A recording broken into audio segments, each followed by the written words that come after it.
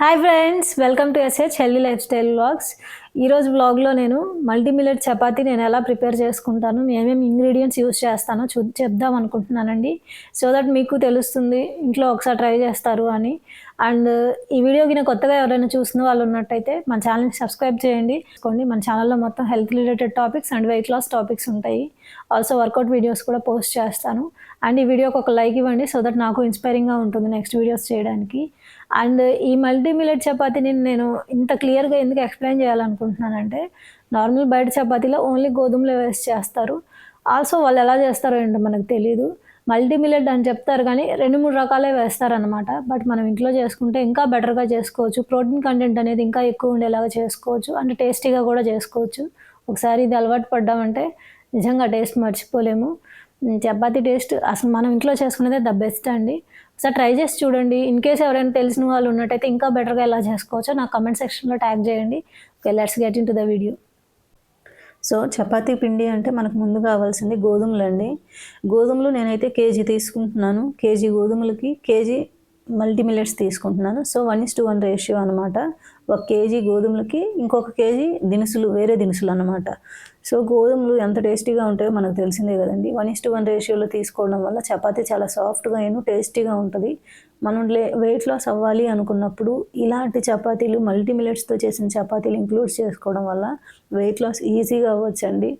And day మొత్తంలో మనం 3 పూటలు తింటే ఒక పూట ఇలాంటి చపాతీలు తినడం వల్ల, ఇలాంటి దినుసులు వేసి ఉన్న చపాతీలు తీసుకోవడం వల్ల వెయిట్ లాస్ అవ్వడమే కాదు, మన బోన్స్ కానీ మనం కానీ బలపడతాము, ఇంకా స్ట్రాంగ్గా అవుతామండి. దానికి నేనే నిదర్శనం. ఎందుకంటే అంతకుముందు వెయిట్ గెయిన్ ఉన్నప్పుడు నాకు నరాల బలహీనత, సరిగా పనులు చేసుకోలేకపోవడం, కండరాలు నొప్పులు, ప్రతిదానికి నీరసం రావటం ఇలా వచ్చేది. నేను యాక్టివిటీస్ ఇంక్లూడ్ చేసుకొని నా డైట్లో ఎప్పుడైతే మార్పులు చేసుకున్నానో వెయిట్ లాస్ అవ్వటమే కాకుండా నేను పనులు చేసే కెపాసిటీ కానీ, ఇంట్లో అన్నీ చురుగ్గా చేయడము, ఇన్ కేస్ ఇంట్లో ఎవరికైనా బాగలేకపోతే నేనే ముందుండి చూసుకోవటం, ఇదన్నీ నేను చేయగలిగానండి. అంతకుముందు నేను వేరే వాళ్ళ మీద ఎక్కువ ఆధారపడేదాన్ని. సో ఖచ్చితంగా ట్రై చేయండి ఇలాంటి చపాతీ పిండి అనేది. చపాతీని కూడా వెయిట్ లాస్ అవ్వచ్చు అంటే అవ్వచ్చండి. వైట్ రైస్తో పోలిస్తే దీంట్లో పోషణ అంతా ఉంది కదా. సో ఇక్కడైతే నేను గోధుమలు వేడి చేసుకున్నానండి. లైట్ హీట్లో పెట్టి అవి కొంచెం లైట్ బ్రౌన్గా అయ్యేదాకా వేడి చేసుకొని ఇలా వేరే బౌల్లోకి ట్రాన్స్ఫర్ చేయండి. సో ఇక్కడైతే నేను మిల్లెట్స్ మిగతావి వేస్తున్నాను. శనగలు, కాబూలి చెన్న. ఇక్కడ ఫస్ట్ గోధుమలు కేజీ తీసుకున్నాము కాబట్టి అవి సపరేట్గా వేడి చేసుకోండి. అవి అయిన తర్వాత మీడియం సైజులో ఉన్నవన్నీ ఒకసారి, జొన్నలు, సజ్జలు అవన్నీ మరీ చిన్నగా ఉంటాయి కాబట్టి అవన్నీ విడిగా వేడి చేసుకోండి. ఇక్కడ శనగలు, కాబూలి చెన్న, ఇక్కడ కార్న్, ఇవన్నీ మీడియం సైజులో ఉంటాయి కదా, సోయా, ఇలాంటివన్నీ ఒకసారి వేడి చేసుకోండి. లైట్గా వేడి అంటే సరిపోతుంది, ఎక్కువసేపు వేడి చేయనక్కర్లేదు. ఎందుకంటే పిండి మనకి తీసుకెళ్తాం, బాగా పిండి అవ్వాలి, అసలు నూక అనేది ఉండకూడదు అని అంటే ఇలా వేడి చేసుకొని కొంచెం చల్లారిన తర్వాత తీసుకోవడం వల్ల పిండి బాగా అవుతుందండి. పచ్చిపప్పు కూడా వేసాను, ఎందుకంటే టేస్ట్ చాలా బాగుంటుందండి పచ్చిపప్పు వేస్తే. ఒకసారి ట్రై చేసి చూడండి తప్పకుండా. ఆల్సో దీంట్లో కొంచెం బీన్స్ కూడా వేస్తున్నానండి. ఈ బీన్స్, శనగలు, కాబూలి చెన్నాలు ప్రోటీన్ కంటెంట్ ఎంత ఎక్కువ ఉంటుందో మనకు తెలుసు. సో బయట మల్టీ మిల్లెట్ చపాతీతో పోల్చుకుంటే మనం ఇలా చేసిన చపాతీ 100 రెట్లు బలం అన్నమాట. గ్రీన్ పీస్ కూడా వేస్తున్నాను. ఇవే వేసుకోవాలి అని లేదు, మీ దగ్గర ఏ దినుసులు ఉంటే అవి వేసుకోండి. నేను నా దగ్గర అవైలబిలిటీని బట్టి నేను వేసుకుంటున్నాను. అన్నీ ఒక 1 కప్ తీసుకుంటున్నానండి. ఎందుకంటే చెప్పాను కదా 1:1 రేషియో అని. కేజీ గోధుమలకి ఈ మల్టీ మిల్లెట్స్ అన్నీ కూడా 1 కేజీ అయ్యేలాగా చేసుకుంటాను.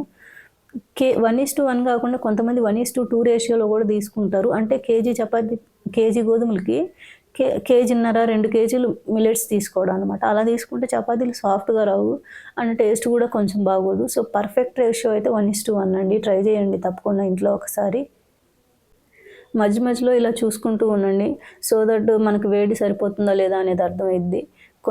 ఎవరైనా ఎండ బాగా అవైలబిలిటీ ఉంది, మీ ఇంట్లో బాగా ఎండ వస్తుంది అనుకుంటే ఎండలో కూడా ఒక 3-4 రోజులు పెట్టేసి అలా కూడా పిండి మరకు తీసుకెళ్ళొచ్చు. మా దగ్గర అంత ఎండ అవైలబుల్గా లేదు కాబట్టి నేను ఇంట్లో ఇలానే వేడి చేసుకుంటాను, పైగా పని తొందరగా అవుతుందని చెప్పేసి. చూసారా ఎంత కలర్ఫుల్గా ఉందో. కలర్ఫుల్గానే కాదండి, చాలా టేస్టీగా ఉంటుంది. మన వెయిట్ లాస్లో మనం 2 చపాతీలు తిన్నా కూడా రోజంతా మనకు కావాల్సిన పోషణ ఉండాలి, మనం ఎముకలు బలపడాలి, మనకు బలహీనత రాకుండా ఉండాలి, జుట్టు రాలకుండా ఉండాలి అంటే ఇలాంటి చపాతీలే ద బెస్ట్ అండి. ఆల్సో కొంచెం వేడి చూసుకుంటూ ఉండండి మధ్యలో, ఎందుకంటే మరీ ఎక్కువ వేడి కూడా అవసరం లేదు. కొంచెం పిండి మరలో మనకి ఆడించడానికి సరిపడా వేడి చాలు, మన చేతితో పట్టుకోగలిగినంత. అలాగని మరీ తక్కువ వేడి కూడా కాదండి, మోయనంగా చూసుకోండి, మీకు అర్థమవుతుంది ఒకసారి ప్రయత్నిస్తే. అండ్ బీన్స్, రాజ్మా ఇలాంటివి కూడా వేసుకోవచ్చు. డైజెషన్ ప్రాబ్లం వస్తుందేమో కదా అనుకోవడానికి లేదు, ఎందుకంటే దీంట్లో మనం వాము, సోంపు, జీలకర్ర ఇలాంటివి యాడ్ చేస్తాం కాబట్టి అస్సలు డైజెషన్ ప్రాబ్లం రాదండి. నేను టూ ఇయర్స్ నుంచి యూస్ చేసి నా ఎక్స్పీరియన్స్తోనే చెప్తున్నాను. అందరికీ ఎక్సర్సైజ్ చేసే టైం ఉండకపోవచ్చు, సో ఇలాంటి చపాతీలు, ఓట్స్, సలాడ్స్ ఇంక్లూడ్ చేసుకోవడం వల్ల ఎక్సర్సైజ్ లేకుండా కూడా బరువు తగ్గొచ్చు. ఓట్స్, సలాడ్స్ ఎలా చేసుకోవచ్చు ఏంటి అనేది నేను ఆల్రెడీ రెసిపీస్ పోస్ట్ చేస్తున్నాను, ఒకసారి చెక్అవుట్ చేయండి. సో చూసారు కదా, లైట్గా బ్రౌన్గా వచ్చేసాయి, అన్నీ ట్రాన్స్ఫర్ చేసేసాను అవి కూడా. ఇప్పుడు మరీ చిన్నగా ఉండేవి అంటే రాగులు, జొన్నలు, సజ్జలు, అవి సైజ్ అనేది బాగా చిన్నగా ఉంటాయి కదా, అవన్నీ విడిగా వేడి చేసుకుంటాను. ఇక్కడ రాగులు, జొన్నలు తీసుకున్నానండి. ఈ రాగులు, జొన్నలు 1 కప్పు కాదు 2 కప్పులు తీసుకుంటాను నేను, ఎందుకంటే ఈ జొన్నలు, సజ్జలు, రాగులు అనేది మనకు వెయిట్ లాస్లో బాగా హెల్ప్ అవుతాయి. అండ్ కాల్షియం కంటెంట్ కానీ, ఫైబర్ కానీ, ఐరన్ కానీ బాగా ఎక్కువ ఉంటుందండి. ఇవి మనం 2 చపాతీలు కాదు 3 తిన్నా కూడా వెయిట్ గెయిన్ అనేది అవ్వము. రోజంతా ఆకలి లేకుండా ఉంటుంది, పొట్ట కూడా ఫిల్లింగ్గా ఉంటుంది. ఒకసారి ట్రై చేసి చూడండి, టేస్ట్ చాలా బాగుంటుంది. అండ్ వెయిట్ లాస్ అవ్వాలి, మేము దృఢంగా ఉండాలనుకుంటున్నాము, బలంగా ఉండాలనుకుంటున్నాము అనే వాళ్ళకి కూడా బాగా యూస్ఫుల్. ఇది వెయిట్ లాస్ కోసమే కాదండి, పిల్లలు కూడా తినొచ్చు, యాక్టివ్గా ఉంటారు. వాళ్ళకి పొద్దస్మానం, జ్వరాలు ఇలాంటివి రావటం అనేది తగ్గుతుంది, ఇమ్యూనిటీ పెరుగుతుంది ఇలాంటి ఫుడ్స్ తీసుకోవడం వల్ల. ఇప్పుడు జనాలు నీరసపడడం, పొద్దస్మానం, రోగాలను బారి అవ్వడం ఇలాంటివన్నీ సరైన హెల్దీ లైఫ్ స్టైల్, సరైన ఫుడ్ లేకపోవడమేనండి. ఒకసారి ట్రై చేసి చూడండి. ఇలాంటి దినుసుల ద్వారా మన పూర్వీకులు ఏదైతే ఫాలో అయ్యారో మనం మళ్ళీ అలాంటివి ఫాలో అవడం వల్ల హెల్త్ బెనిఫిట్స్ చాలా ఉంటాయి, మన బాడీ కూడా గట్టిపడుతుంది. ఇప్పుడు వాము, సోంపు, జీలకర్ర వేసుకుంటున్నానండి. గ్యాస్ట్రిక్ ట్రబుల్స్ రావు, డైజెషన్ ఫ్రీగా అవుతుంది, టేస్టీగా కూడా ఉంటుంది, స్మెల్ కూడా చాలా బాగుంటుందండి. నేనైతే ఎక్కువగా ఆఫ్టర్నూన్ టైమ్స్లో తీసుకునేదాన్ని, అంటే ప్రతిరోజు రైసే తినాలనిపించదు కదా, రైస్లో కూడా వైట్ రైస్ అస్సలు ప్రిఫర్ చేయొద్దు, బ్రౌన్ రైస్ ప్రిఫర్ చేయండి. ఎందుకంటే ఎప్పుడైనా ఏ ఫుడ్ అయినా మనం ప్యూర్గా పాలిష్ చేసిన తర్వాత యూస్ చేస్తున్నాము అంటే దాంట్లో ఫైబర్ కంటెంట్ కానీ, ప్రోటీన్ కానీ, మనకు కావాల్సిన పోషణ మొత్తం అందదండి. కాబట్టి ఎప్పుడైనా బ్రౌన్ రైస్ అలాంటివే యూజ్ చేయండి. సో ఇక్కడ చూసారు కదా, అయిపోయింది, మొత్తం కలిగి పెట్టి కొంచెం చల్లారనివ్వండి, ఎందుకంటే బాగా వేడిగా ఉంటుంది కదా. చల్లారిన తర్వాత మనం పిండి మరకు తీసుకువెళ్ళాలి.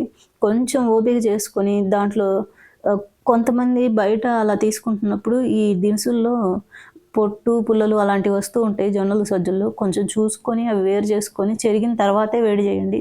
నేనైతే రత్నదీప్లో తీసుకుంటానండి, అక్కడ ఫుల్గా ఫర్నిష్ చేసిన తర్వాతే, గ్రేడింగ్ చేసిన తర్వాతే అక్కడ ఉంటుంది, అక్కడ క్వాలిటీ నాకు నచ్చుతుంది.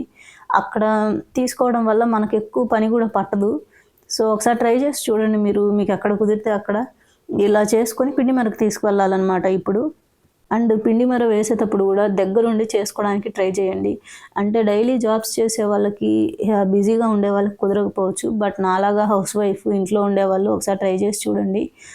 టేస్ట్ మాత్రం ఒకసారి చూసి చెప్పిన తర్వాత ఎలా ఉందో ట్రై చేసి నా కమెంట్ సెక్షన్లో కమెంట్ చేయండి. పిండి మర దగ్గరికి వెళ్ళినప్పుడు కూడా మనం దగ్గరే ఉండి వేయించుకోవటం బెటర్, ఎందుకంటే ఒక్కోసారి పిండి మరల దగ్గర కూడా సరిగ్గా పురుగులు ఉంటాయి, అవన్నీ మనం 1-2 సార్లు చెక్ చేసుకొని. ఒకసారి నేను ఇలానే పోయినసారి పిండి మర వేయించుకొని వచ్చాను, అప్పుడు వర్షాలు పడుతున్నాయి అన్నమాట. అప్పుడు పిండి మర దగ్గర లైట్గా పురుగులు ఉన్నాయి, నేను అది చూసుకోకుండా పిండి మర వేయించుకొని ఇంటికి వచ్చి చూసిన తర్వాత రైస్లో ఉంటాయి కదా ఎర్రగా పురుగులు, అవి వచ్చినాయి. సో దట్ మళ్ళీ వచ్చాక మొత్తం జల్లెడ పట్టుకోవాల్సి వచ్చింది. అలా కాకుండా ముందుగానే మీరు అది దులిపేసి పట్టని మీరు వేయండి సరిగ్గా అని చెప్పడం వల్ల మనం అలాంటివి తప్పించుకోవచ్చు. ట్రై చేసి చూడండి. ఇక్కడైతే పిండి మర దగ్గరికి వచ్చేసాను, పిండి మర పట్టించుకొని వచ్చేసాను ఇంటికి. సో ఎలా ఉందో చూద్దామా.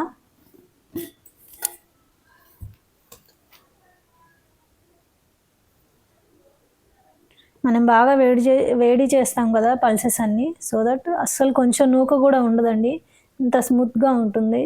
అండ్ చపాతీస్ అసలు చాలా చాలా సాఫ్ట్గా వస్తాయి. ట్రై చేసి చూడండి. That's it. Thank you for listening to me. Bye, good night.